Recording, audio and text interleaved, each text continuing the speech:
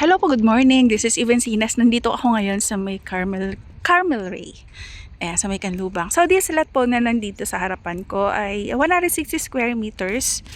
Available po ito. Ayan, makikita nyo, nasa main road. Fourth lot from the gate. So, ang ganda po ng location. Tapos, yun, yung nakikita nyo yan sa likuran na yan.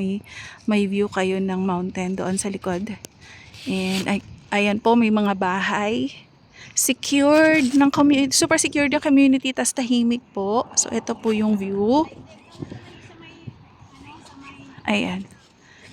So ayan po.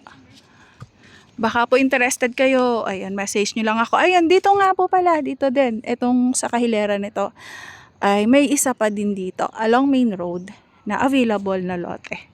Ayan, so in case po interested kayo, paki-message na lang po ako again. This is Evancinas po. Thank you and God bless. See you sa tripping.